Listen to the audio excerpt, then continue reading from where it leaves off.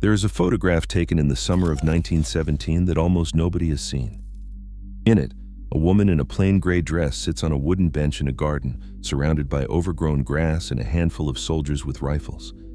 She looks tired, older than her 45 years, her eyes fixed somewhere in the middle distance. A few years earlier, this same woman had worn the largest collection of jewels in Europe, had been addressed as Her Imperial Majesty, and had presided over balls in the Winter Palace so extravagant that European royalty crossed entire continents just to attend them.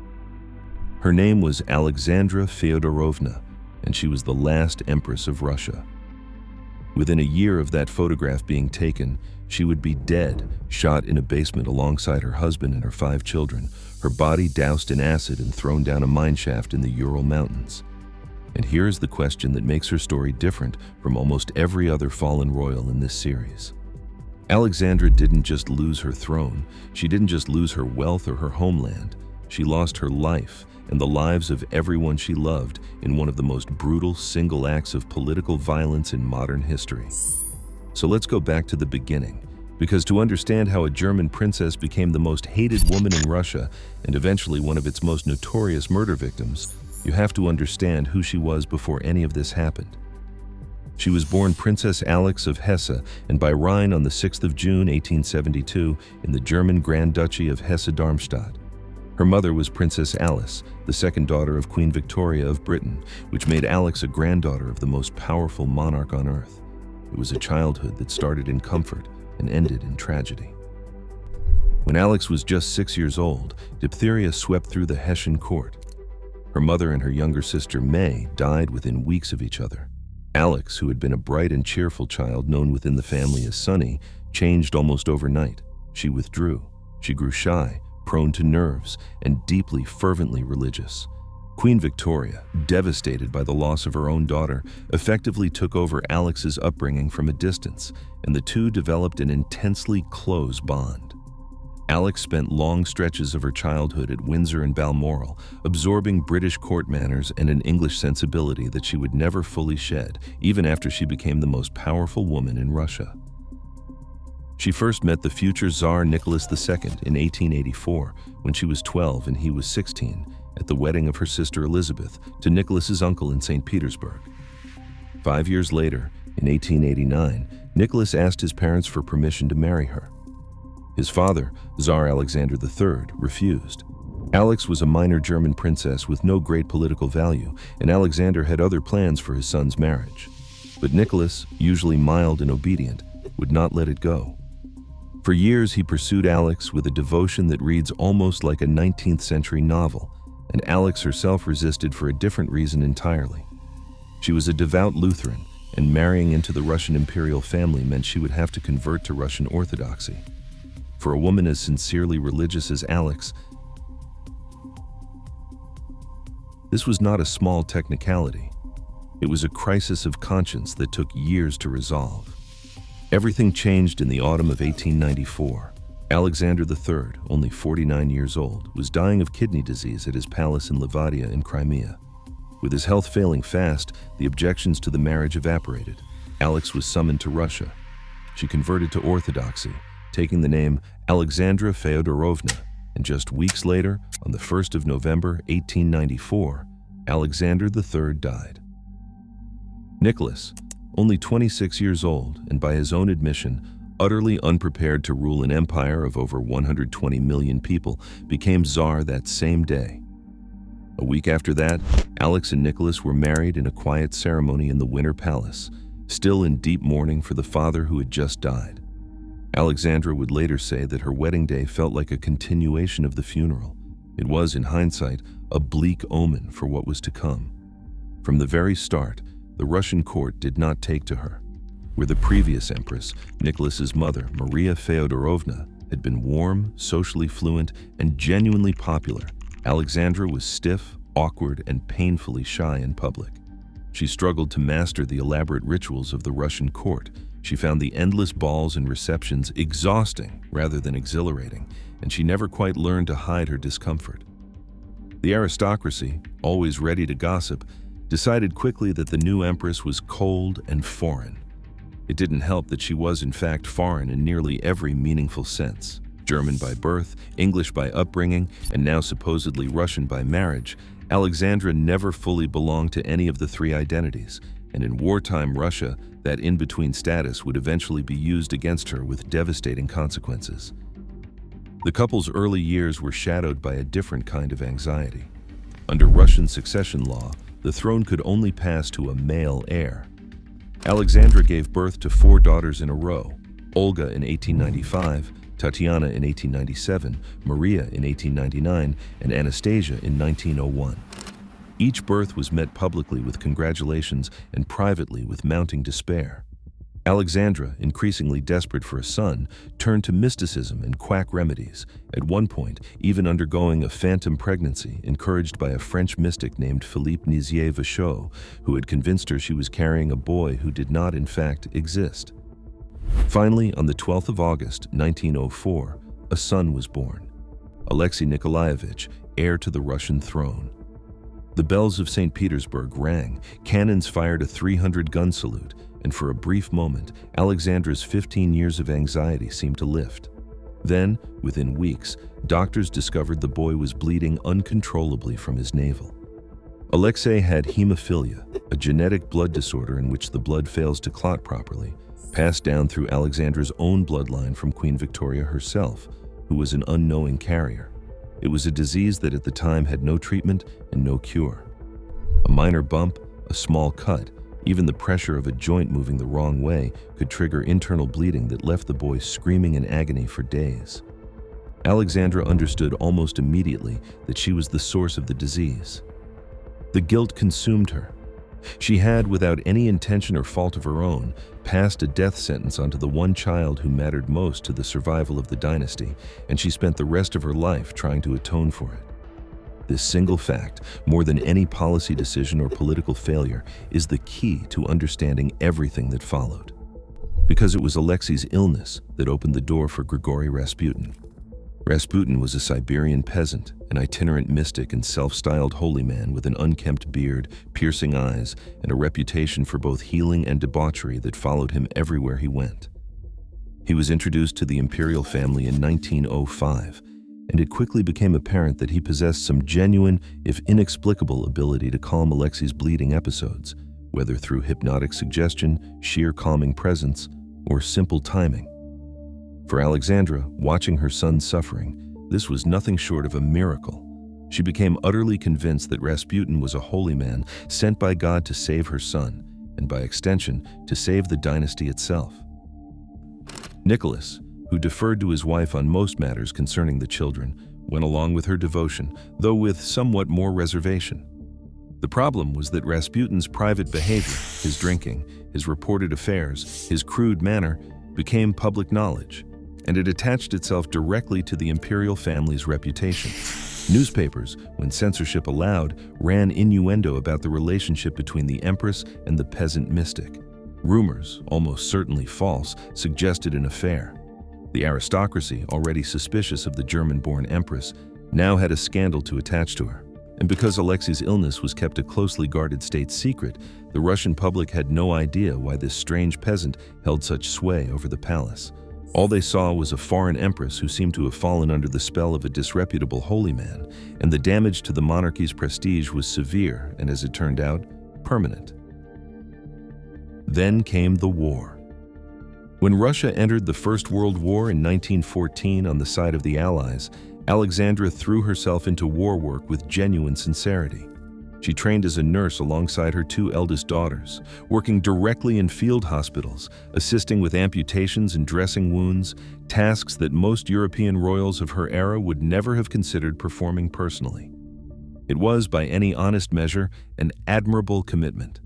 But it did nothing to change public perception, because her German birth now made her an object of open suspicion in a country at war with Germany. Crowds began referring to her by the German nickname Nemka, and wild rumors spread that she was secretly passing military secrets to her Berlin relatives, that she was a spy in the Winter Palace itself. None of it was true. Alexandra despised Kaiser Wilhelm II personally and considered herself entirely fervently Russian by this point. But truth mattered less than perception, and perception was turning toxic. In 1915, Nicholas made a decision that would prove catastrophic. He left St. Petersburg, now renamed Petrograd, to personally command the army at the front, leaving Alexandra effectively in charge of domestic governance. It was meant as a gesture of resolve.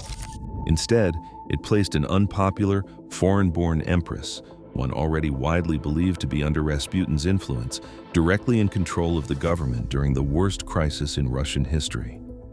Alexandra threw herself into the role with the same intensity she brought to everything, appointing ministers, dismissing others, often on Rasputin's recommendation.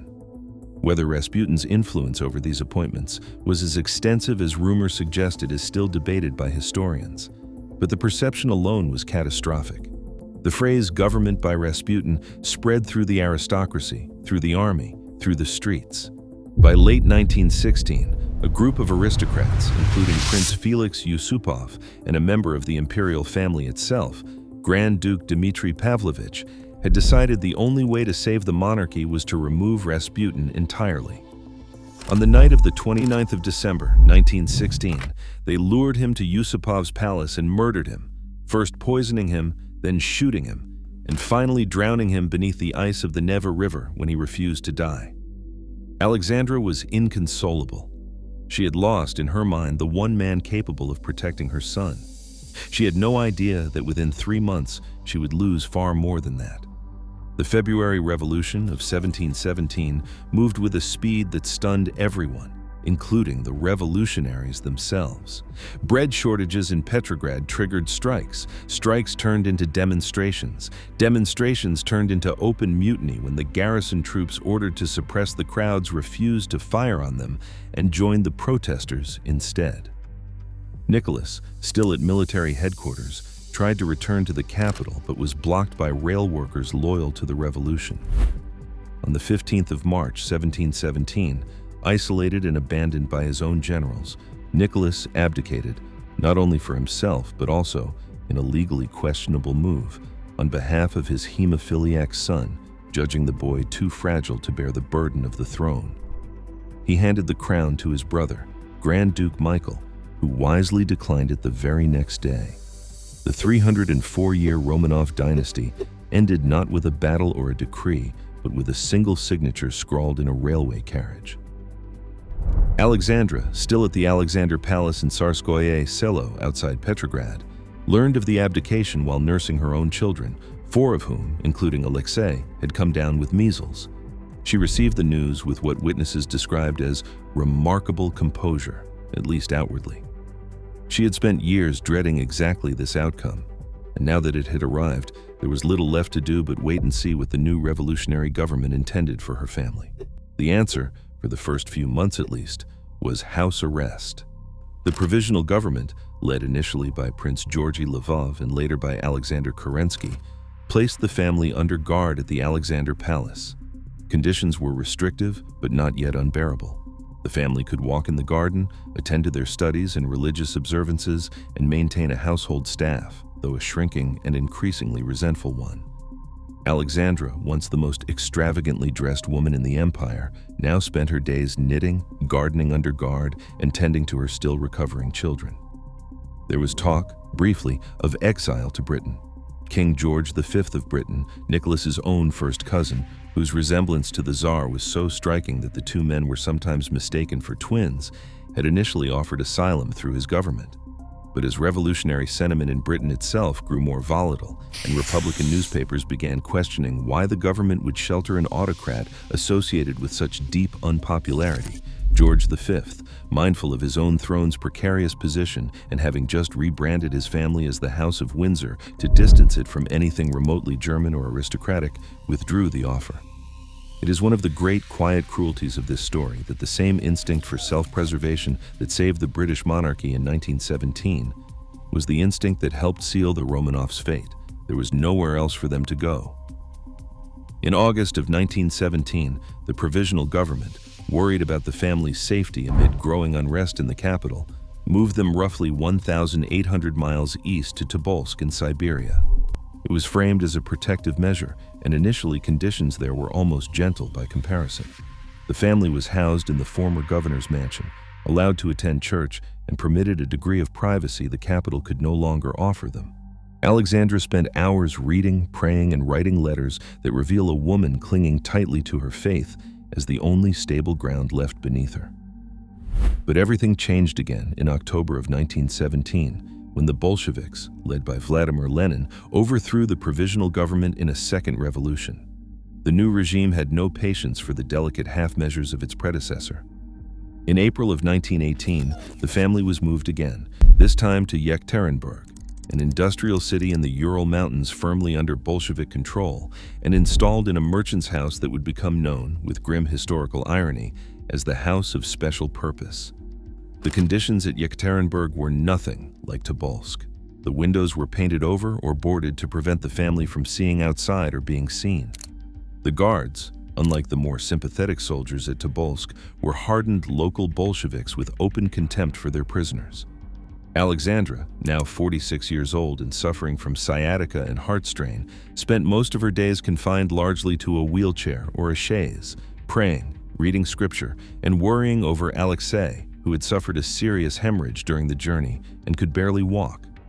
The family's world had shrunk from an empire spanning 1/6 of the Earth's landmass to a handful of rooms with painted-over windows in a provincial merchant's house. By the summer of 1918, the Russian Civil War was intensifying, and anti-Bolshevik forces, the so-called White Army, were advancing toward Yekaterinburg. Local Bolshevik authorities, fearing that the Romanovs might be liberated and used as a rallying symbol for the counter-revolution, made the decision to eliminate the entire family before that could happen. In the early hours of the 17th of July, 1918, the family, along with 4 remaining loyal servants who had chosen to stay with them until the end, were woken and told they were being moved for their own safety. They were led down to a small basement room and told to wait while transport was arranged. Nicholas carried Alexei, whose legs could no longer support him.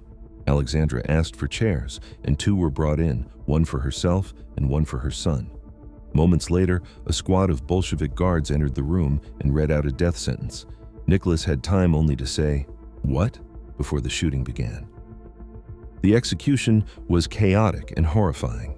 The daughters, it was later discovered, had sewn diamonds and other jewels into their corsets and undergarments to smuggle wealth out with them, and the gems deflected some of the initial bullets, prolonging the killing into a brutal frenzy of bayonets and close-range gunfire that lasted several agonizing minutes. Alexandra, historians believe, died relatively quickly, struck in the head as she reportedly tried to make the sign of the cross. Her body, along with those of her husband, her 5 children, and her 4 loyal servants, was driven to a remote forest outside the city, stripped, doused in sulfuric acid to prevent identification, and dumped into abandoned mine shafts. 2 of the bodies, those of Alexei and one of his sisters, were burned separately and buried apart from the rest, a detail that would fuel decades of rumor and speculation that one or more of the children had somehow survived. For over 70 years, the Soviet government denied any knowledge of where the bodies were buried, and the Romanov executions became one of the 20th century's most persistent historical mysteries. Numerous women over the decades claimed to be the miraculously surviving Grand Duchess Anastasia, the most famous being Anna Anderson, whose claims captivated the public for decades and inspired films, books, and endless speculation, until DNA testing in the 1990s definitively proved she was, in fact, a Polish factory worker with no biological relation to the Romanovs whatsoever. The remains of Nicholas, Alexandra, and 3 of their daughters were finally located near Yekaterinburg in 1991, following the collapse of the Soviet Union and the gradual opening of secret police archives. Genetic testing, cross-referenced against samples from living Romanov relatives, including Prince Philip, Duke of Edinburgh, confirmed the identifications beyond doubt. The remains of Alexei and his sister Maria, buried separately, were not discovered and confirmed until 2007, finally closing the loop on a mystery that had lingered for nearly 90 years. In July of 1998, exactly 80 years after the murders, the remains of Nicholas, Alexandra, and 3 of their daughters were interred with full state honors in the Peter and Paul Cathedral in St. Petersburg, the traditional burial site of Russian emperors going back to Peter the Great himself. President Boris Yeltsin attended the ceremony and delivered a public apology on behalf of the Russian state, calling the murders one of the most shameful pages in Russian history. It was a striking moment. A country that had spent 7 decades treating the Romanovs as symbols of everything the revolution had rightfully destroyed was now formally welcoming their remains back into the heart of the nation's most sacred imperial tomb. The Russian Orthodox Church went even further.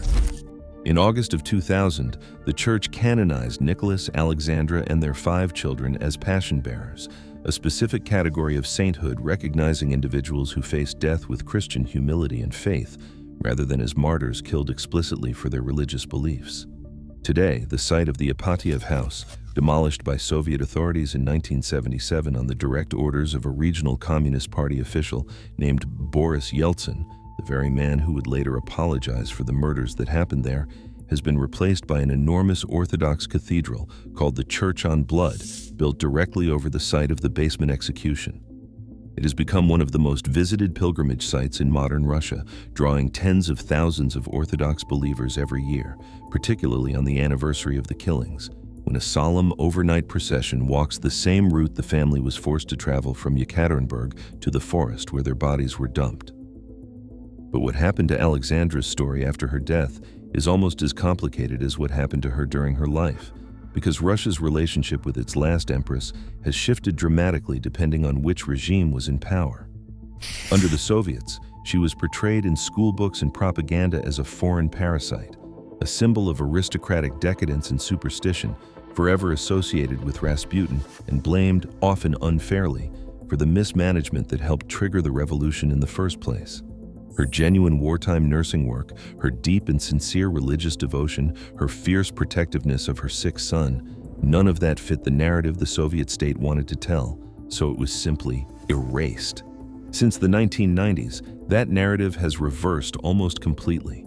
In post-Soviet Russia, Alexandra and her family have been rehabilitated into something closer to national martyrs, their faith and suffering held up as a symbol of Christian endurance under atheist Bolshevik brutality. The Church on Blood draws pilgrims who view Alexandra not as a foreign meddler who helped doom the monarchy, but as a devoted mother and wife who died with dignity and faith intact. Her surviving letters and diaries, filled with prayer, anxiety over her son's illness, and an almost mystical devotion to Russia itself, have been published and widely read, reshaping her public image from villain to victim. And here is where Alexandra's story becomes genuinely unique among the fallen royal families in this series.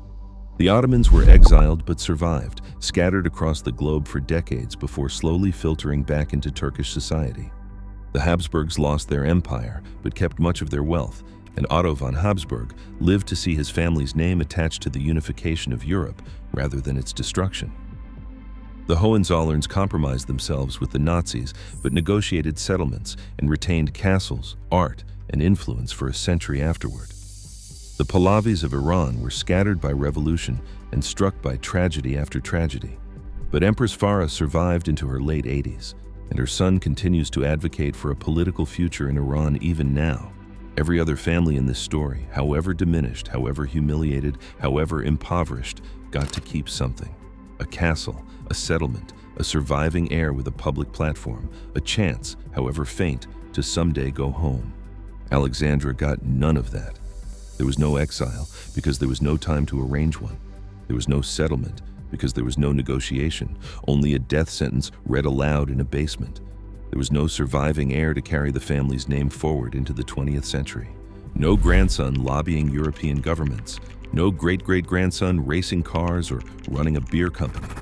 The line was simply extinguished all at once in a matter of minutes, and what has survived instead is not a person but a memory, slowly reconstructed from letters, photographs, and bones buried in an unmarked forest for 73 years. It is worth pausing, too, on how differently Alexandra herself might have imagined her own ending, back when she was still simply Princess Alex, arguing with her grandmother's advisors about whether to give up her Lutheran faith for a foreign throne. She had resisted the marriage for years precisely because she took questions of conscience so seriously, because she believed that becoming Empress of Russia meant something sacred and permanent, a covenant with a nation and a church she would come to love more fiercely than the country of her own birth.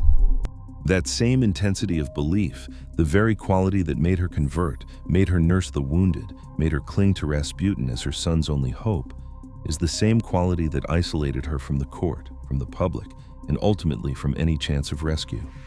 She was, in the end, undone not by indifference to her adopted country, but by a devotion to it that nobody around her, at home or abroad, quite knew what to do with.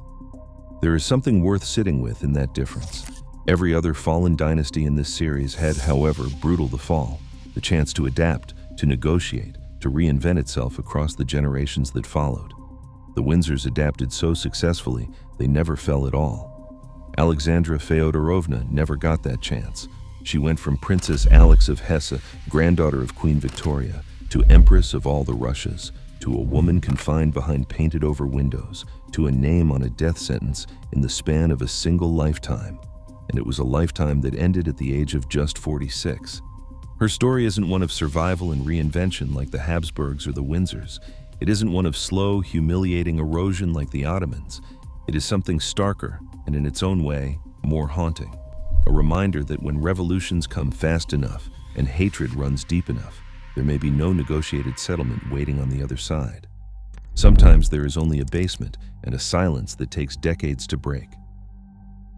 If you found this story as moving as I did, do the channel a favor and hit that subscribe button.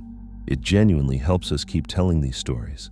Drop a comment and let me know which fallen royal family you would like to hear about next. I will see you in the next one.